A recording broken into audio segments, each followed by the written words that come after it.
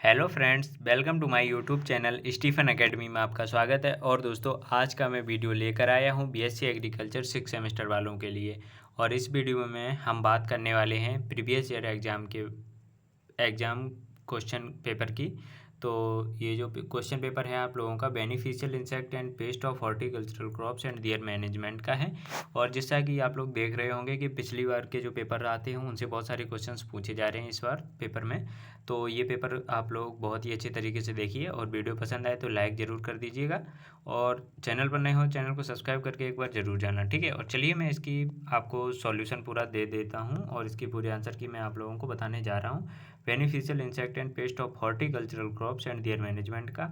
और इसकी जो बुकलेट सीरीज है वो मैं डिसॉल्व करूँगा, और यहाँ पर पेपर कोड है जो AG 6000 कितना है 8 है, ठीक है। तो चलिए दोस्तों, आप और ये इस वीडियो को आप लोग शेयर जरूर कर दीजिएगा अपने दोस्तों के साथ, जिससे उनका भी पेपर अच्छा हो जाएगा और वो लोग भी अच्छे से पेपर की तैयारी कर पाएंगे, ठीक है। तो चलिए वीडियो को शुरू कर देते हैं। इसमें देखते हैं सबसे पहले पहला क्वेश्चन क्या है। पहला क्वेश्चन दिया गया है कि उच्च क्वालिटी का लाख उत्पन्न करने वाली जो फसल होती है वो कौन सी होती है। कुसमी, रंगीनी, ए और बी दोनों, तथा उपयुक्त में से कोई नहीं। तो इसमें जो होती है वो कौन सी होती है, वो कुसमी होती है, ठीक। ऑप्शन नंबर आपका ए नंबर सही होगा। अगले क्वेश्चन पर बात करते हैं। तो अगले क्वेश्चन दिया गया है कि लाख प्राप्त किया जाता है। तो लाख जो होता है ये किस कीट से प्राप्त करते हैं, मतलब नर कीट से, मादा कीट से, या दोनों से, ए और बी दोनों से, अथवा उपयुक्त में से कोई नहीं। तो ये जो लाख प्राप्त किया जाता है ये किससे किया जाता है, मादा कीट से प्राप्त करते हैं, ठीक है।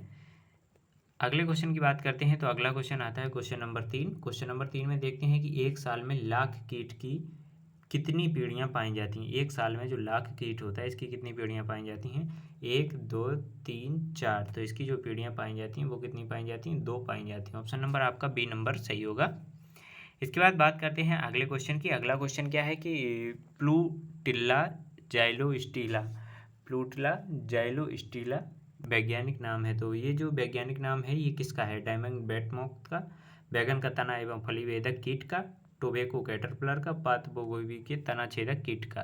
तो ये जो आपको प्लूटेला जाइलोस्टेला जो वैज्ञानिक नाम है ये डायमंड बैकमॉथ का है, ठीक है। ऑप्शन नंबर आपका ए नंबर सही होगा। अगले क्वेश्चन पर चलते हैं। तो अगले क्वेश्चन आता है क्वेश्चन नंबर 5 पे बात करते हैं कि हेलिकोबर्पा आर्मीजेरा वैज्ञानिक नाम है। तो हेलिकोबर्पा आर्मीजेरा जो वैज्ञानिक नाम है ये किसका है, चने के फलीवेदक कीट का, टमाटर के फलीवेदक कीट का, तथा अमेरिकन बॉलवर्म का, तथा ऑप्शन डी में उपरोक्त सभी। तो ये जो है ये सभी का है। ऑप्शन नंबर आपका डी नंबर राइट होगा। सभी के जो जितने भी दिए गए हैं, चने का फलीवेदक, टमाटर का फलीवेदक तथा अमेरिकन बॉलवर्म, तो सभी का ये वैज्ञानिक नाम होता है।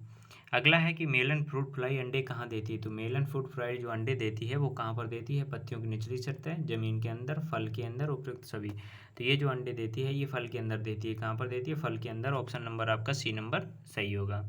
अगला क्वेश्चन दिया गया है कि अगले क्वेश्चन पे बात करते हैं कि तने के चारों तरफ पॉलीथीन सीट या चिपकने वाले बैंड लगाना कीट नियंत्रण करता है।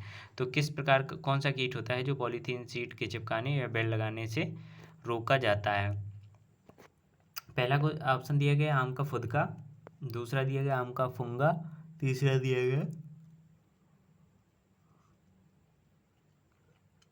आम का तनावेदक, और चौथा दिया गया आम का फल मक्खी। तो इसमें से चारों में से जो होगा वो आंसर होगा आपका आम का फुंगा, मतलब मैंगो मिलीबग होगा, ठीक। ऑप्शन नंबर आपका बी नंबर राइट होगा। मैंगो जो मिलीबग होता है इसके नियंत्रण के लिए क्या करते हैं, जो पेड़ होता है पेड़ की पॉलीथीन शीट लगा देते हैं, और चिपकाने वाले जो बैंड होते हैं वो लगा देते हैं इसके नियंत्रण के लिए। अगला क्वेश्चन होगा कि किस फल कीट का अंतर्राष्ट्रीय महत्व है। तो किस फल कीट का जो होता है अंतर्राष्ट्रीय महत्व होता है, तो ये मैंगो स्टोन बीविल का होता है। किसका होता है, मैंगो स्टोन बीविल का अंतर्राष्ट्रीय महत्व होता है। आगे चलते हैं, आगे देखते हैं कि सफ़ेद गिटार। हाँ, अगला क्वेश्चन है कि सफ़ेद गिटार एक वर्ष में कितनी पीढ़ियाँ पाई जाती हैं। सफ़ेद गिटार में जो पीढ़ियाँ पाई जाती हैं वो एक पीढ़ी पाई जाती है। कितनी पाई जाती है, एक पीढ़ी पाई जाती है। अगला जो होगा कि कपास के माहू का जो कुल होता है वो कौन सा होता है, एफिडिटी या एफिडिनी या उपरोक्त सभी। तो इसका जो कुल होता है वो एफिडिटी होता है। कौन सा होता है, एफिडिटी होता है। ऑप्शन नंबर आपका बी नंबर सही होगा। आगे क्वेश्चन की बात करते हैं। तो अगला क्वेश्चन आता है कि कद्दू के लाल कीड़ा का क्षतिकारक अवस्था है। तो कद्दू का जो लाल कीड़ा होता है, क्षतिकारक अवस्था जो इसकी क्या होती है, प्रौढ़ावस्था, गर्भावस्था, निम्फ तथा कैटरपिलर। इसकी जो हानिकारक जो क्षतिकारक अवस्था जो होती है वो कौन सी होती है, गिरब होती है। ऑप्शन नंबर आपका बी नंबर सही होगा। अगले क्वेश्चन है कि पोलू बीटल एक भयानक कीट पीड़क है। तो पोलू बीटल एक भयानक कीट पीड़क है, तो किसका है, काली पीपर का, इलायची का, हल्दी का, दालचीनी का। तो इसका किसका है, काली पीपर का है। आगे क्वेश्चन की बात करते हैं तो अगला क्वेश्चन आता है कि बिहार बालदार सूढ़ी का कुल है। तो बिहार की जो बालदार सूढ़ी होती है, बिहार हेयरी कैटरपिलर, जिसे शॉर्ट फॉर्म में कहते थे BHC, तो इसका जो कुल है कौन सा है, तो लाइमेंडिटी, इरेक्टिडी एंड नोक्टिडी तथा पोपिलियोनिडी। तो इसका जो कुल होता है तो वो कौन सा होता है, इरेक्टिडिटी होता है। ऑप्शन नंबर आपका बी नंबर सही होगा। अगला क्वेश्चन है कि फल मक्खी की क्षतिकारक अवस्था जो है वो कौन सी होती है। तो फल मक्खी की जो क्षतिकारक अवस्था वो नोट की गई है, तो वो सूंडी, गिरब, मैगट अथवा पौड़। तो इनमें से चारों में से कौन सी है, तो ये मैगट की गई है। ठीक, ऑप्शन नंबर आपका सी नंबर राइट होगा। अगला क्वेश्चन है कि इरियोसोमा लेनिजीसेरम, इरियोसोमा लेनिजीसेरम एक भयंकर कीट पीड़क है। तो किसका है कीट पीड़क, सेब का, नाशपाती का, बेर का अथवा ए अथवा दोनों, ए और बी दोनों। तो इसमें जो है ए और बी आपका दोनों सही होगा, मतलब सेब और नाशपाती का होता है एक भयंकर कीट। ठीक है, आगे क्वेश्चन की बात करते हैं तो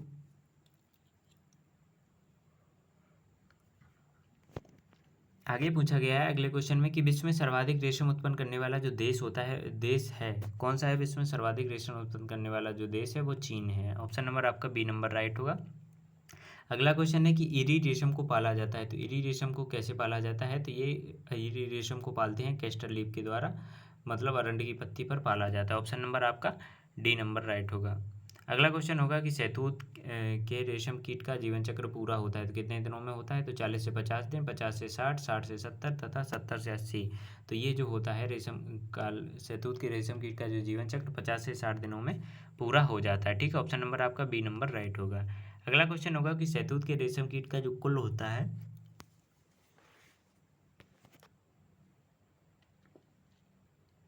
जो इसकी फैमिली होती है वो कौन सी होती है। ऑप्शन ए नंबर में होगा तो पेपिलिनियोडी, सटर्निडी, बॉम्बेसिडी तथा फार्मिसिडी। तो इसकी जो फैमिली होती है वो बॉम्बेसिडी होती है। कौन सी होती है, बॉम्बेसिडी होती है। ऑप्शन नंबर आपका सी नंबर राइट होगा।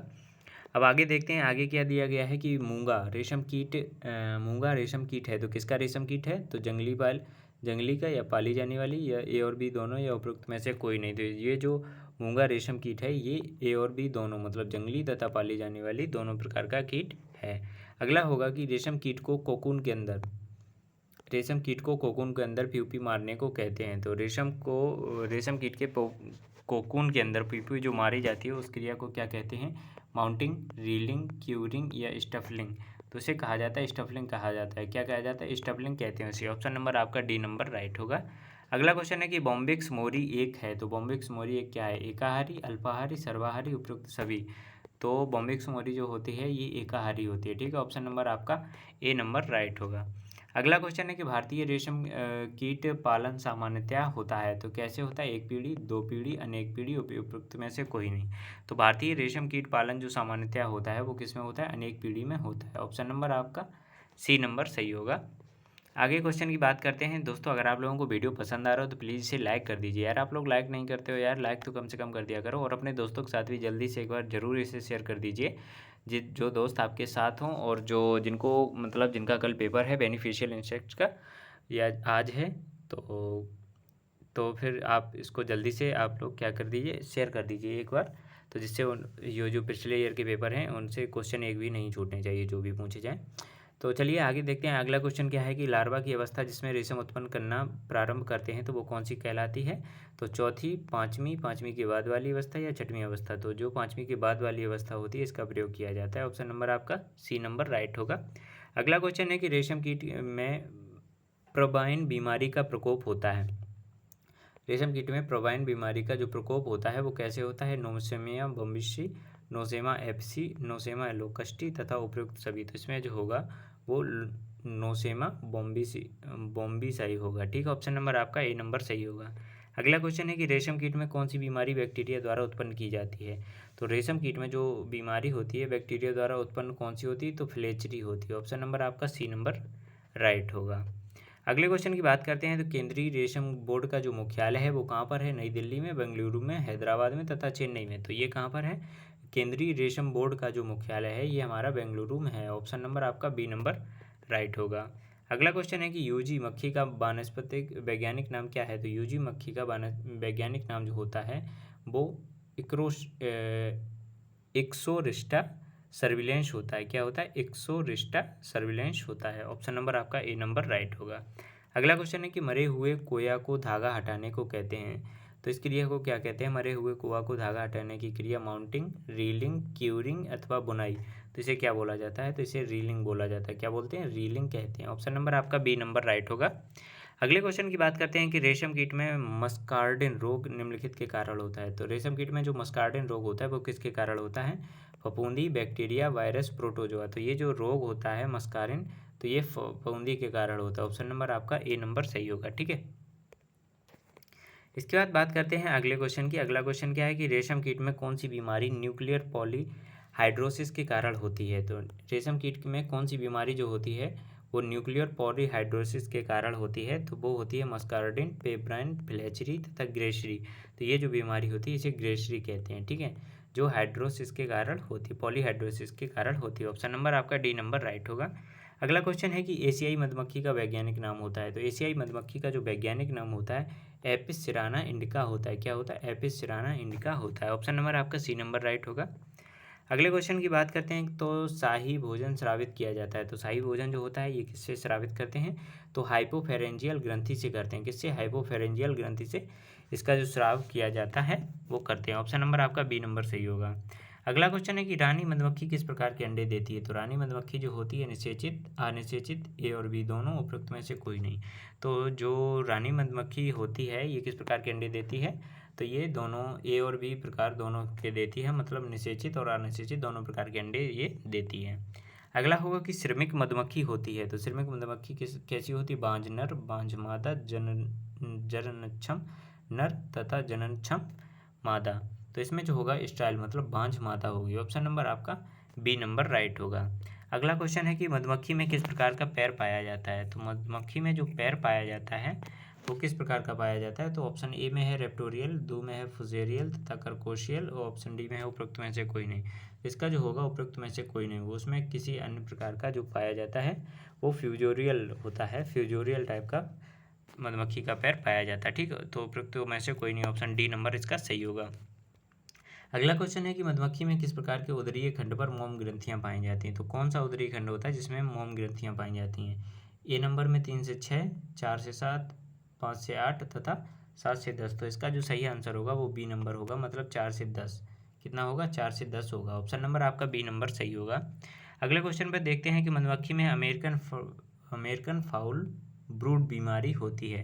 तो ये किसके कारण होती है? अमेरिकन फाउल ब्रूड बीमारी जो होती है बैक्टीरिया, वायरस, फफूंदी, प्रोटोजोआ। तो ये किसके कारण होती है? ये बैक्टीरिया के कारण होती है। ऑप्शन नंबर आपका ए नंबर राइट होगा। अगला क्वेश्चन है कि पुरानी रानी का प्रतिस्थापन नई पुत्री रानी के द्वारा करने को कहते हैं। तो इसे क्या कहते हैं? तो इसे कहा जाता है सुपर सीजर इसे कहा जाता है। ऑप्शन नंबर आपका सी नंबर राइट होगा। अगले क्वेश्चन की बात करते हैं तो अगला क्वेश्चन आता है कि भारत में आधुनिक मधुमक्खी पालन के जो जनक हैं वो कौन हैं? तो आधुनिक मधुमक्खी जो पालन के जनक हैं वो ए.एस. एटवाल, सरदार सिंह एवं ए.एच. ग्रोथी तथा पी.एस. मणि। तो ये जो आधुनिक मधुमक्खी पालन के जो जनक हैं वो ए.एस. एटवाल हैं। कौन से हैं? ए.एस. एटवाल हैं। ऑप्शन नंबर आपका ए नंबर सही होगा। अगला क्वेश्चन है कि मधुमक्खियों में संचार के अध्ययन पर किस वैज्ञानिक को नोबेल पुरस्कार किया गया? तो किस वैज्ञानिक को किया गया? तो ए.एस. एटवाल को, सरदार सिंह को, कार्ल वॉन फिश को तथा ई.एफ. किपलिंग को। तो किसे किया गया था मधुमक्खी के संचार के अध्ययन पर? तो ये कार्ल वॉन फिश को किया गया था। ऑप्शन नंबर आपका इसमें सी नंबर राइट होगा। आगे चलते हैं, आगे देखते हैं कि चक्रीय नृत्य के द्वारा खाद्य पदार्थों की श्रुति की दूरी की सूचना जो होती है 50 मीटर से कम, 50 मीटर से अधिक, 100 मीटर, उपरोक्त सभी। तो चक्रीय नृत्य के द्वारा जो होता है खाद्य स्रोत की जो सूचना दी जाती है वो 50 मीटर से कम में ही रहती है। ऑप्शन नंबर आपका ए नंबर राइट होगा। अगला क्वेश्चन है कि श्रमिक मधुमक्खी में डंक रूपांतरित होता है, रूपांतरित भाग है। तो श्रमिक मधुमक्खी में क्या होता है? डंक जो है ये रूपांतरित भाग है। तो किसका है? तो ये अंडरोपक का, मतलब ओविपोजिटर का होता है। ऑप्शन नंबर आपका सी नंबर सही होगा। अगला क्वेश्चन है कि हनी फ्लो ना होने वाले दिनों को कहते हैं। तो हनी फ्लो ना होने वाले जो दिन होते हैं वो कौन कौन से दिन कहे जाते हैं? डर्थ काल, शुष्क काल, हनी फ्लो काल, उपरोक्त सभी। तो इसमें जो बोले जाते हैं वो डर्थ काल बोले जाते हैं। ऑप्शन नंबर आपका ए नंबर राइट होगा। अगले क्वेश्चन पर देखते हैं कि मधुमक्खी के प्रथम उदरीय खंड में पश्च वक्ष के साथ संयुक्त होने को कहते हैं। तो पश्च वक्ष के साथ मतलब जो पिछला वक्ष होता है उसके साथ संयुक्त होने को क्या बोलते हैं? तो इसे बोलते हैं, क्या बोलते हैं? इसे प्रोपोडियम बोला जाता है। ठीक है, क्या बोलते हैं? प्रोपोडियम कहते हैं। ऑप्शन नंबर आपका ए नंबर राइट होगा। आगे बात करते हैं तो अगला क्वेश्चन आता है कि बी मिल्क को कहते हैं। तो बी मिल्क को कहते हैं मतलब किसे कहते हैं? ये शाही भोजन को बी मिल्क कहा जाता है। ऑप्शन नंबर आपका बी नंबर राइट होगा। अगला क्वेश्चन है कि इसमें इसले ऑफ वाइट बीमारी का कारण है। तो इसले ऑफ जो वाइट बीमारी होती है इसका जो कारण है वो क्या है? माइट होता है। क्या होता है? माइट होता है। ऑप्शन नंबर आपका डी नंबर राइट होगा। अगला क्वेश्चन है कि रानी मधुमक्खी प्रतिदिन अंडे देती है। तो रानी मधुमक्खी जो होती है ये प्रतिदिन कितने अंडे देती है? तो ये 800 से 1200 अंडे जो होते हैं ये प्रतिदिन देती है। ऑप्शन नंबर आपका ए नंबर राइट होगा।